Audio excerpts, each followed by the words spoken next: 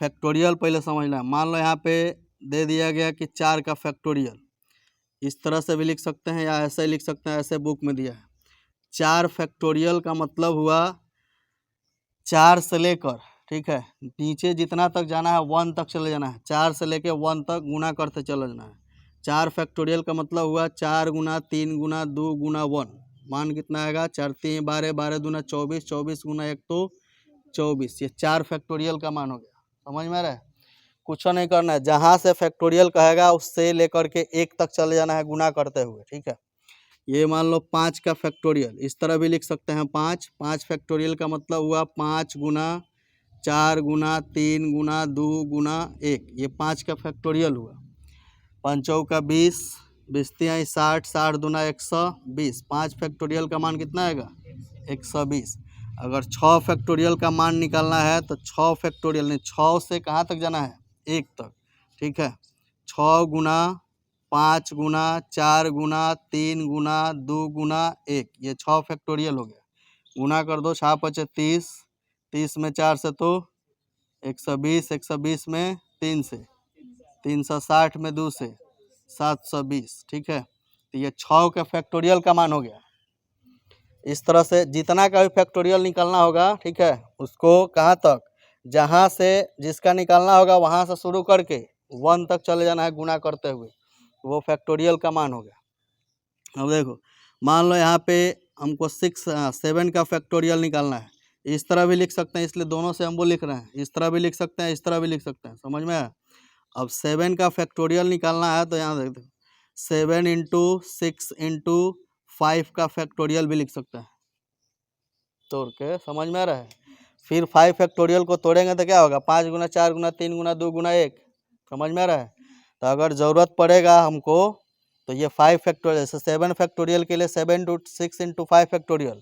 अगर इसको और चाहेंगे तो 5 × 4 फैक्टोरियल लिख सकते हैं, और चाहेंगे तो 4 × 3 का फैक्टोरियल लिख सकते हैं, ठीक है। अगर जहाँ ज़रूरत पड़ेगा हमको कि ना ऊपर नीचे है काटना है, तो वहाँ पे नीचे जितना है उसको छोड़ करके बाकी इधर लिख लेंगे। अब मान लो हमको 8 का फैक्टोरियल लिखना है, 8 फैक्टोरियल। तो 8 फैक्टोरियल का मतलब क्या हुआ, 8 गुना 7 गुना 6 गुना 5 गुना 4 होगा ना, तो 4 का फैक्टोरियल तक भी छोड़ सकते हैं।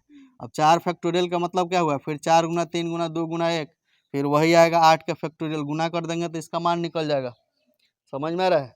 अब देखो n फैक्टोरियल का मतलब क्या होगा।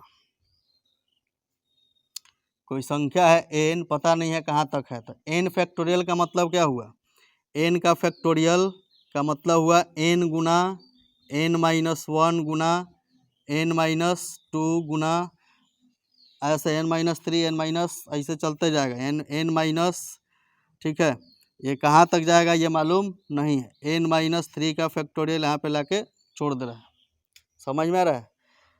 n एक एक घट ही ना रहा है, जैसे 8 हो गया, मार 4 का फैक्टोरियल था तो 4 3 2 1, 1 तक ले जाके छोड़ना है। समझ में आ रहा है? यहाँ पे n का फैक्टोरियल है तो n-1 तक, n-1 दूसरा हुआ, फिर n-2 n-3 n-3 का फैक्टोरियल लिख दिए, n-4 n-5 एक एक घटते जाएगा। समझ में आ रहा है? अब ये 4 फैक्टोरियल का मान 24, 5 फैक्टोरियल का मान 120, 6 फैक्टोरियल का मान 720। ऐसा ही 7 का फैक्टोरियल निकालेंगे तो 5 गुना 4 गुना 3 गुना 2 गुना 1 गुना कर देते तो 7 का फैक्टोरियल निकल जाएगा। समझ में आ रहा है? अब देखो एक चीज़ समझना है, यहाँ पे 2 चीज़ याद रखना है। फैक्टोरियल 1 का मान 1 होगा और फैक्टोरियल 0 का भी मान होगा 1।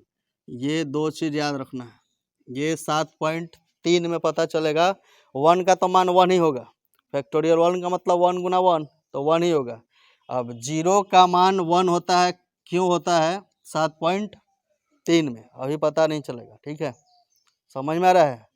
7 पॉइंट किस में, 3 में समझ में आएगा कि फैक्टोरियल 0 का मान 1 होता है। अभी याद रखना है कि फैक्टोरियल 0 का मान जो होता है वो 1 होगा। जहाँ फैक्टोरियल 0 आएगा उसका मान 1 लिखेंगे। फैक्टोरियल 1 का मान 1 होगा। 4 का मान 24 निकाला गया, 5 का मान 120 निकाला गया। वैसा ही अगर फैक्टोरियल 3 का मान निकालना है, फैक्टोरियल 3 का मतलब क्या हुआ, 3 गुना 2 गुना 1 कितना 6। समझ में आ रहा है? फैक्टोरियल समझ में आ गया। फैक्टोरियल के लिए इस तरह से संकेत लिख सकते हैं, चाहे इस तरह से संकेत लिख सकते हैं, जैसे सुविधा होगा वैसे इसका सिंबल लगा करके लिखना है।